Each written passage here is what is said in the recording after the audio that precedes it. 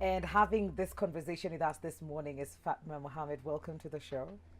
Thank you so much, Moikali. Karibu sana Full Circle. We're glad to be having this conversation. But before we get into it, maybe Fatma, you can introduce yourself to the people and let us know what it is that you do and the company that you're representing here today, because we're going to be talking about a lot more about that. Okay, my name is Fatma Mohammed. I work for Northern Nomadic Disabled Persons Organization. This organization, I started volunteering before I was employed there. It's because I have a disability, and working there gave me a lot of passion, and because the organization advocates for the rights, inclusion and participation of persons with disabilities, then I saw it's a very good opportunity and a unique opportunity to advance the rights of persons with disabilities. Absolutely. So that you're the executive director there? Yes, I am the executive director. Great. And you started out as a volunteer. How long ago was that? When I started as a volunteer, it was in 2012. I was in school then. So during long holidays, instead of just staying idle at home, I thought I should just keep myself busy by just volunteering there. And over years, I just developed passion for working there. I saw whatever we were doing was really not, cannot have any price tag. That is true. You know, yes. Because it was something that you're feeling the impact. Yes. You're feeling self-satisfaction while doing whatever we're doing out there. So, yeah. So what does Nondo exactly do? Because today we're talking about, assistive technologies that have been created over time to help with persons with disabilities. Yeah.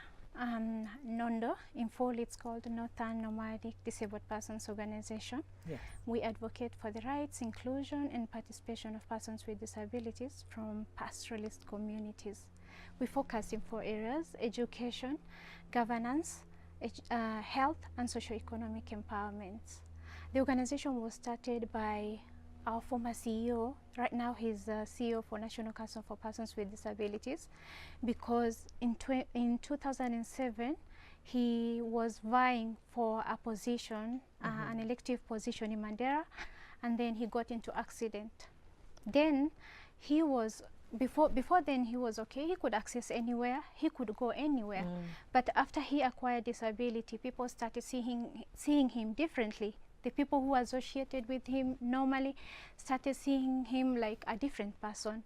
And then he could not access everywhere the way he used to access the offices. There are barriers, environmental barriers created by us human beings. That is true. So it was not easy for him. So he knew what he was missing, because he knew what he used to get. Yes. Now, because of disability, he knew what he was missing. As a result, him and other people from the northern Kenya started the organization, and it has been a blessing, because this is the only organization, by the way, in northern Kenya that advocate for the rights of persons with disabilities. Whoa. Yeah, we have among our key initiative is a flagship event called the Desert Wheel Race. The Desert Wheel Race has built up activities.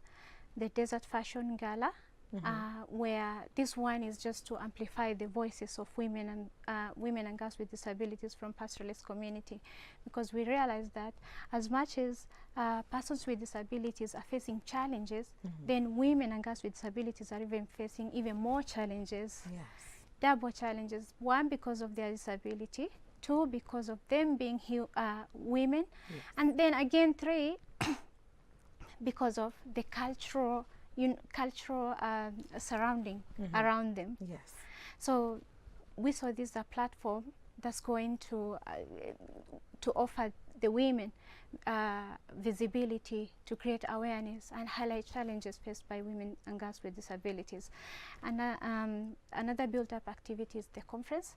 This conference is where we bring stakeholders together: the policy makers, policy influencers, the development agencies, and other critical stakeholders, to come and discuss issues affecting persons with disabilities, the issues which are priority to the nation, but are not including persons with disabilities.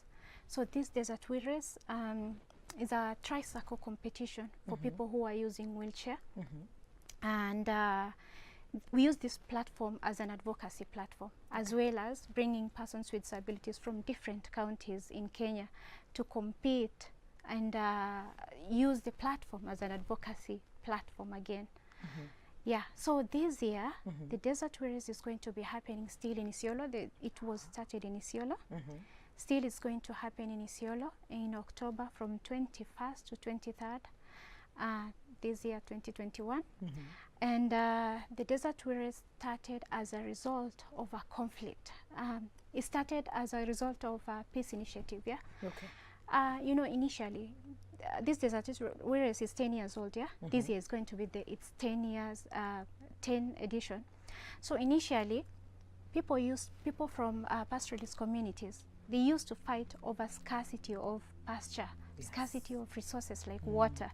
Nowadays, people are fighting, I mean, after devolution, now people are fighting according to clans, tribalism, you know, politically instigated, you know, and this is leaving persons with disabilities very vulnerable because, first of all, when people are fighting, people are being displaced, people are being killed, and people are becoming disabled.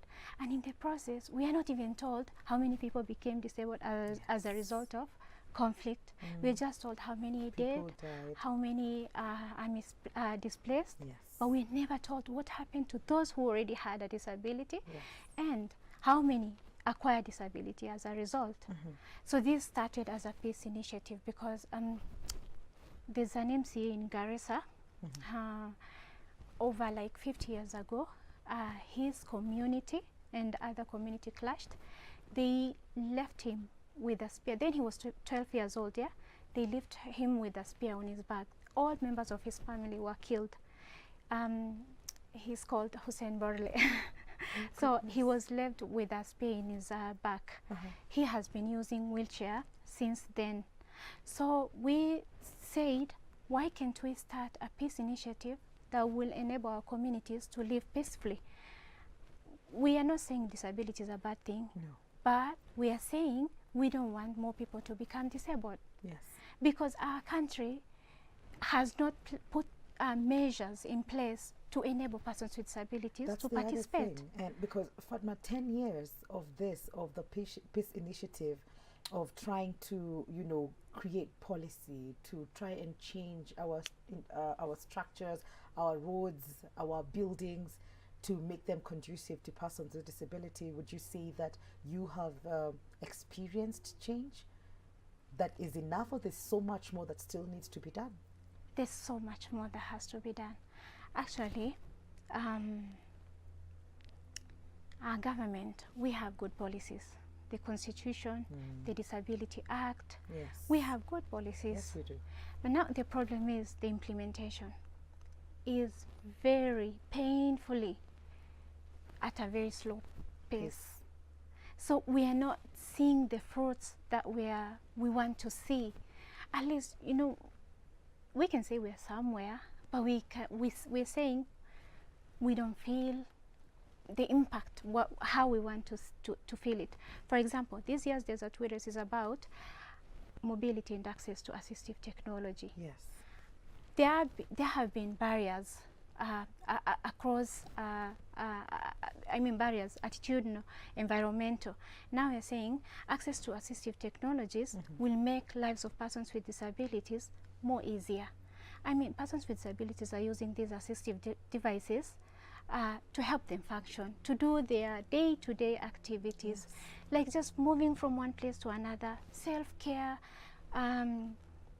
communication, going to work and performing their work easily. But without this assistive technology, people become even more disabled.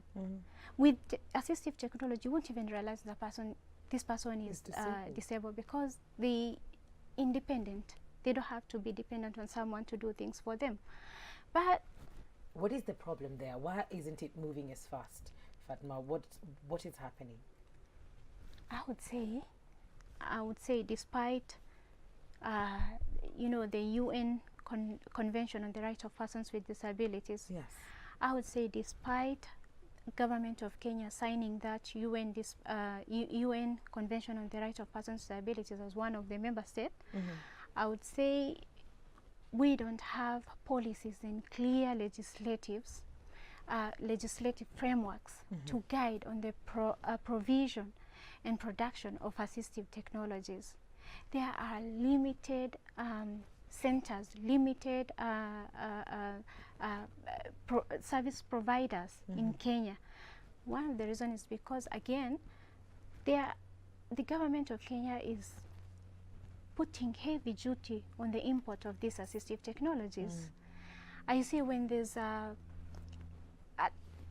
this burden of tax is going to be carried by persons with disabilities themselves. So what people prefer is they just go to other countries to acquire these assistive devices, but still it's expensive.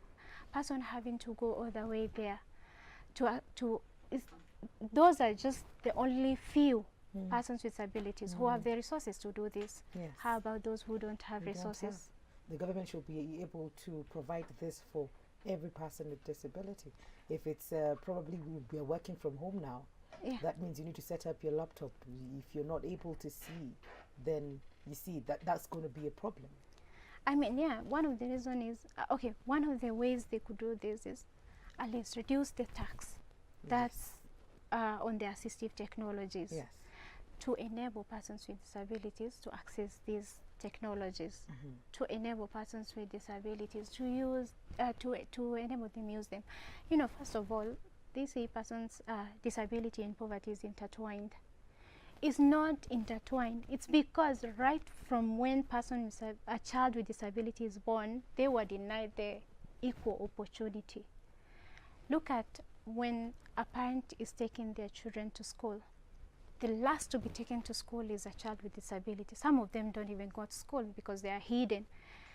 People don't even think that children with disabilities can go to school and learn. They are hidden. So imagine uneducated, and you're growing, you are uneducated, you are unskilled. It's totally wrong to say that poverty and disability is a thing, because if you've not given them a chance from the onset, then what do you expect to become of them? If we are hiding them, if you're not giving them the same equal opportunities as everybody else, then it becomes a problem. What would be your call to action, Fatma, as we come to the end of this conversation? To government, to society, what would be your call to action for us? I would say it's a responsibility for all of us. That's true. To ensure the persons with disabilities access the assistive technologies. Yes. The government has a big role to play here. The government, if the reduction of taxes, if there's clear guidelines on how people can produce the assistive technologies locally, can produce and so that persons with disabilities can access them in quality. You know, not just assistive devices. Quality, affordable, and ease access to these technologies. Then it will be easier. To the service providers, they have a role also to play.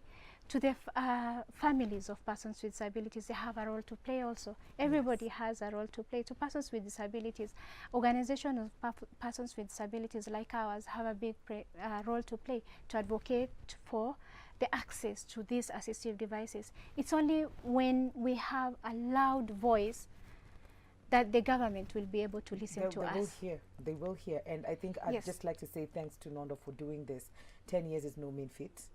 It is no mean feat, and that if everybody took up that responsibility individually in your home, in your village, then we'd go a long way.